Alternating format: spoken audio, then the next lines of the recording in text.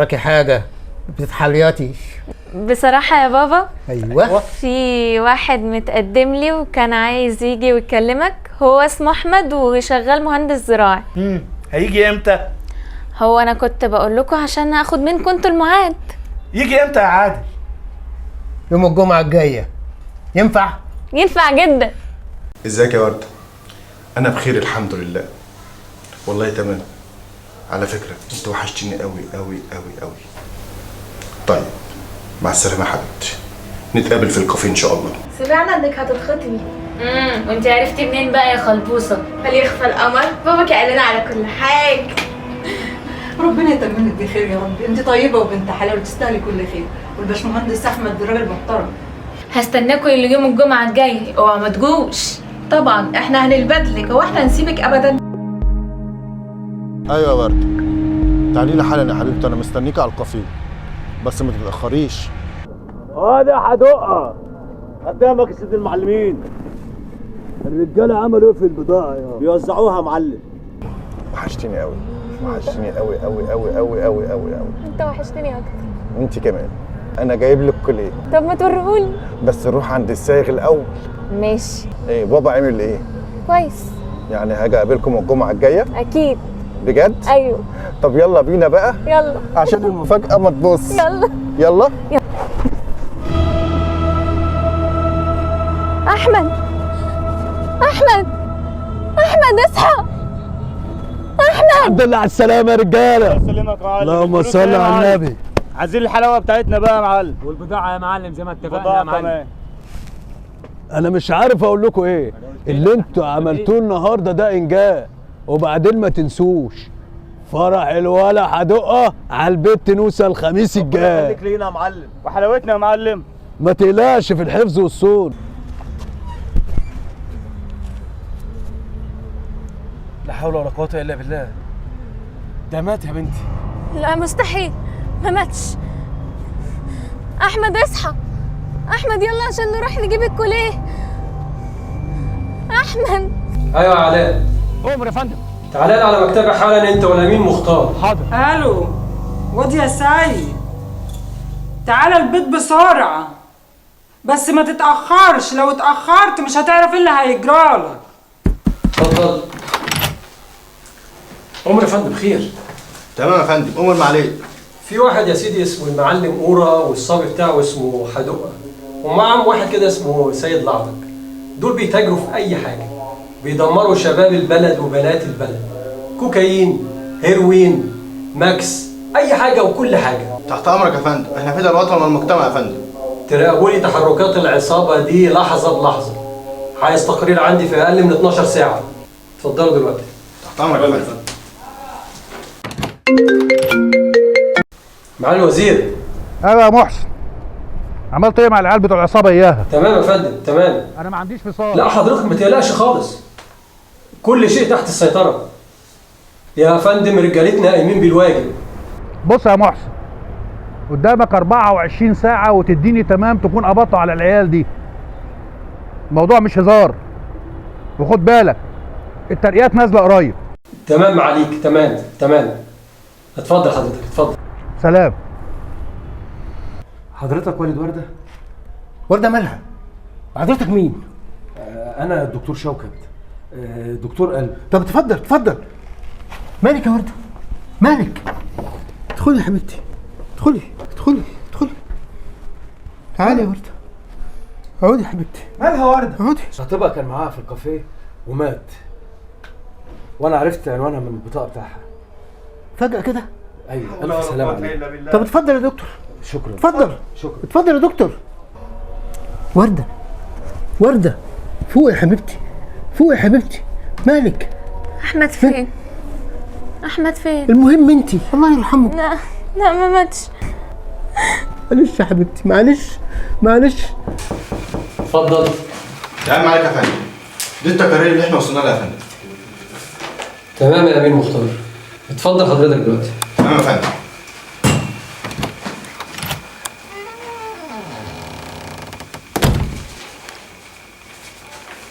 والله يا دكتور انا كنت عايزك تجيلي البيت شويه. بنتي ورده تعبانه شويه مش عارف عندها ايه. يا ريت تيجي تشوفها. بس الله يخليك يا دكتور، بلاش تقول لها ان انت دكتور وجاي تكشف عليها، لان هي يعني عندها رهبة شوية من الموضوع ده. في انتظارك يا دكتور. خير ان شاء الله.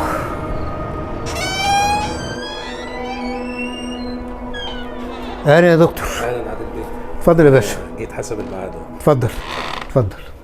السلام عليكم. عليكم السلام.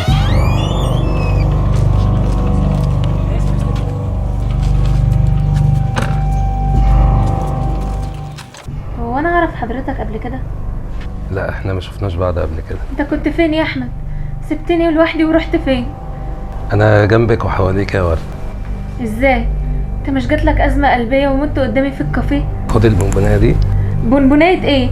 انا مش عايزه اخد حاجه، انا مرتاحه كده. انت لازم تبلعي البونبونيه دي عشان تكوني سعيده ومبسوطه.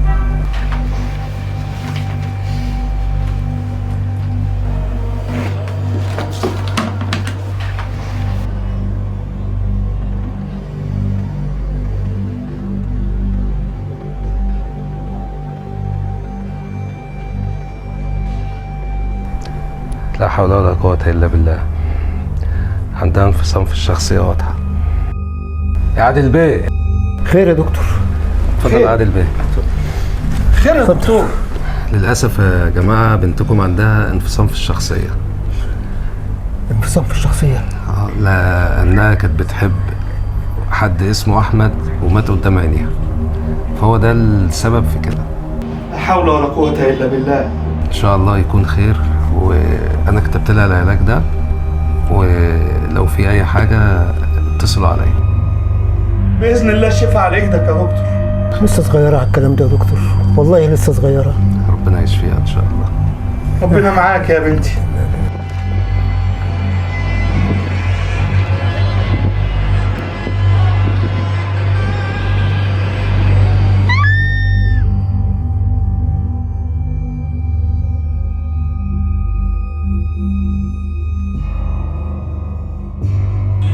ايه البت القمر الحلوه دي؟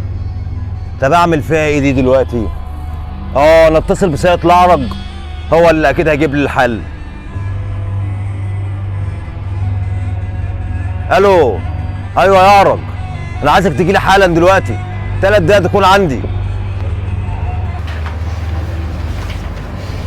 يلا بينا، ارفع معايا. ايه يا اللي انتوا جايبينها دي؟ لانها في الشارع يا معلم مرميه. وبعدين يا منيل بدل ما تخش عليا بحاجه جايب لي واحده مين دي؟ ما اعرفش يا معلم، حاجه لسه عايشه يا معلم. المهم يا معلم هنتصرف فيها ازاي؟ عاوزين نفوقها عشان نعرف حكايتها واصلها وفصلها ايه. اسمع ياض، هات لي شنطتها، اكيد هنلاقي فيها بطاقتها وهنعرف عنها كل حاجه. حمام يا معلم.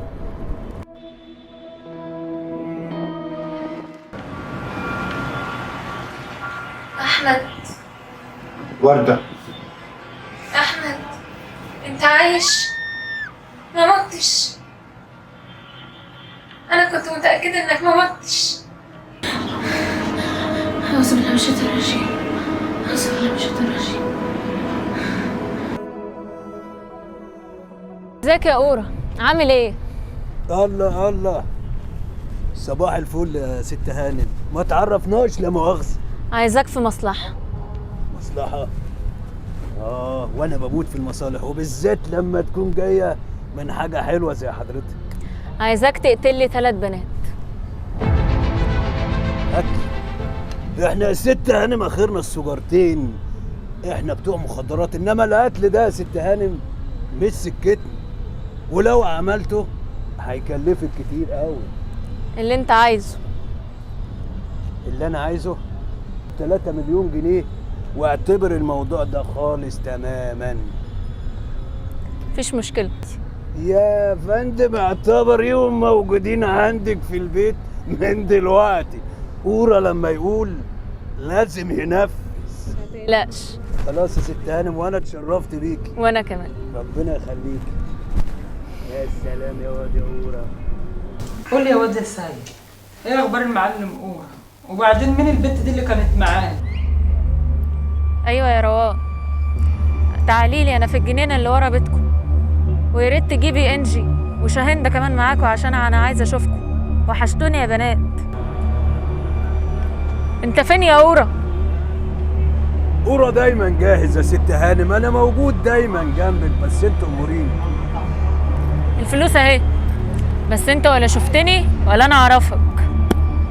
اعتبر ان احنا ما تقابلناش خالص، والمصلحه دي اعتبرها خلصان. خلصان. سلام يا ست هانم. سلام.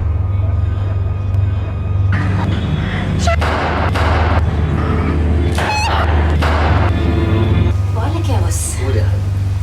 الليله كانت حلوه قوي عجبتك؟ وانا كنت مبسوطه بالقعده معاك. وانا كمان حبيبي كنت مبسوط جدا بيك. بقول لك يا بص. خير. نعم. أورا قتل البنات وشكلها هتبقى ليله سودة. ومين اللي قال لك الكلام ده؟ عصفورة قال لي الكلام ده امبارح. انت ما تطيش ليه؟ انا كنت هقول لك يا بص، بس انا قلت اقول للجزار هو هيفهمك احسن. تمام. واضح كده ان اخرتكم قربت وموتكم على ايدي ان شاء الله. تليفون يا بص. مساء الخير يا باشا. ازيك يا نيازي؟ اخبارك ايه انت واورا وشله الانس اللي حواليك؟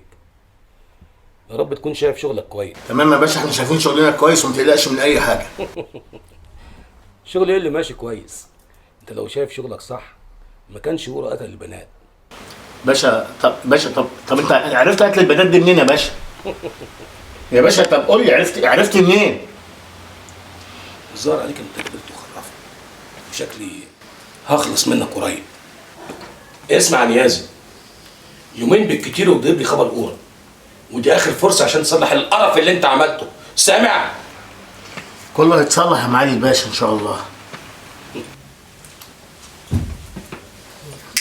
ولا يهمك يا باشا، لو عايزني اخلص لك عليهم واحد واحد اخلص لك عليهم. روح انت بقى دلوقتي وانت تعالى لي احكي لي بقى كل حاجه عشان ما تبقاش ليله امك سودا النهارده.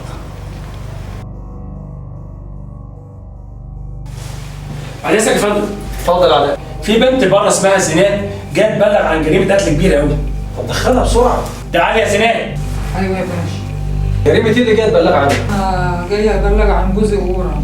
بس هو قتل 3 بنات وكان في بنت معاه كده لابسه لا مؤاخذه على وشها قناع اسود. تبلغ عن جوزك؟ اصل لا مؤاخذه انا ضميري صحي يا باشا، وبعدين دول ولايه زي. ممكن توصفي لي كده البنت اللي لابسه قناع دي؟ كلمي يا زينات ما تخافيش. لا يعني ولا طويله قوي ولا قصيره كده ولا تخينه ولا رفيعه، هي كانت لابسه قناع زي بتاع اسود على وشها مش باين يا باشا، ما شفتش وشها. على بيه لو سمحت تحافظ على زينات. تحت امرك يا فندم. ليه يا باشا انا عملت ايه بقى؟ لا معلش حضرتك هتشرفينا شويه. انت ناسي انك متهمه في قضيه مخدرات. يا باشا انا ما عملتش حاجه. يلا قدام يا فندم، يلا قدام. الو. ايوه علاء. امر يا فندم. تعالى لي حالا دلوقتي عايزك. حاضر يا فندم، مسافه السكه عند حضرتك. حاضر. اتفضل. خير ربنا يستر. خير يا فندم، في ايه؟ انا علاء. اتفضل. قلقتني سيادتك. للاسف في العمليه الارهابيه الاخيره اللواء محسن والبلوكامين مختار استشهدوا. ايه يا فندم بتقول ايه؟ لا حول ولا قوه الا بالله. بس الحمد لله قدرنا ان احنا نخلص عليهم وقتلنا جميع الارهابيين. لا حول ولا قوه الا بالله. بس في خبر كويس. مبروك يا علاء الترقيه. ترقيه؟ ايوه مبروك. حرام عليكم، انا ما عملتلكوش حاجه. قتلتينا خاينه. قلتلكوا ده انتوا من لحمي ودمي. وغدرتي بينا. احنا هنلازمك طول حياتك، مش هنسيبك ترتاحي ابدا. انا يستحيل اقتلكم، مستحيل.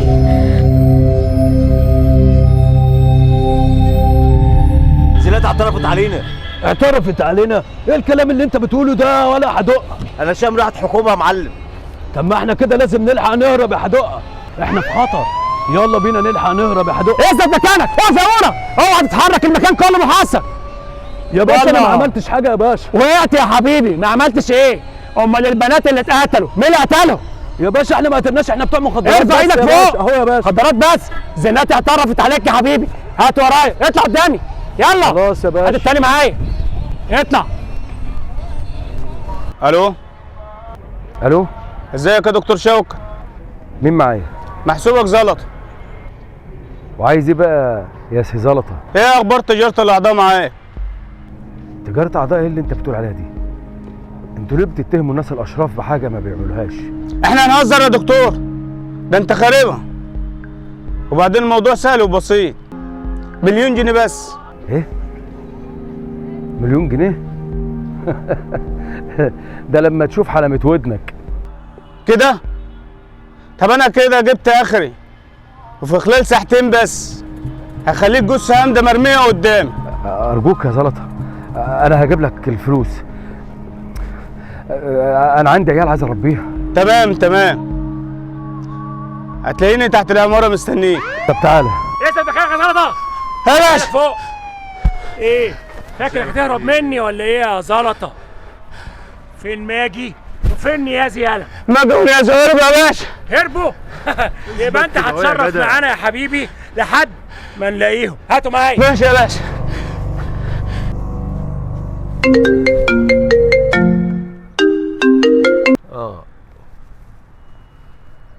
ايه يا شوكة؟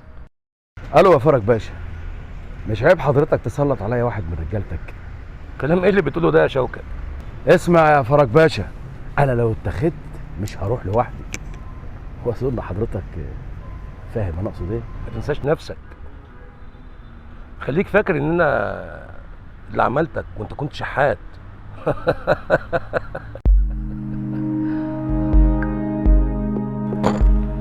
يا خميس امورني يا فرج باشا. روح خلص على الدكتور شوكة. تحت امر سيادتك، قدر حصل.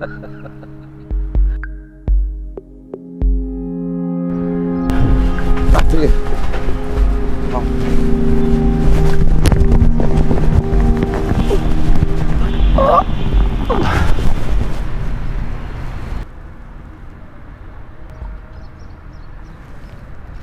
لا حول ولا قوة إلا بالله.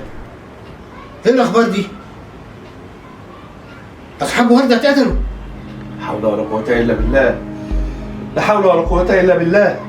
بقول لك إيه يا عادل؟ اوعى تجيب سيرة الوردة. يا عم أجيب سيرة إيه بس؟ هي وردة ناقصة؟ دي تعبانة وربنا اللي أعلم بيها.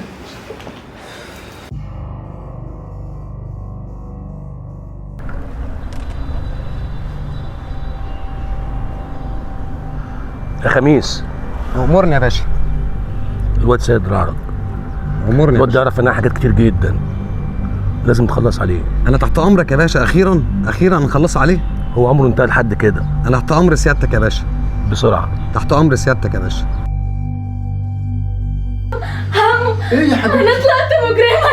ايه بس؟ انا قتلت اصحابي. حرام عليك يا بنتي. ليه تعملي في نفسك كده؟ ما اعرفش، انا مش عارفه، انا ما كنتش حاسه انا بعمل ايه، كاني كنت حد تاني.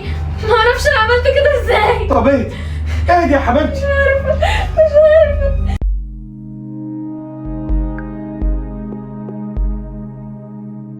والله وقعت يا عرج. انا اقول على كل حاجه يا باشا. ايه فراج باشا؟ يالا فراج باشا قاعد في الكرفانات والكافيهات اللي هو فاتحها، وهتلاقيه هناك يا باشا. بس انا كده عرفت انا ما عملتش كل حاجه يا باشا، انا قلت لك على كل حاجه. كل حاجه هتبان يا حبيبي في ميعادها وفي مكانها. يلا نجر قدامي. هات ورايا. الحمد لله بالسلامه يا فراج باشا، نورت الدنيا. يلا معانا.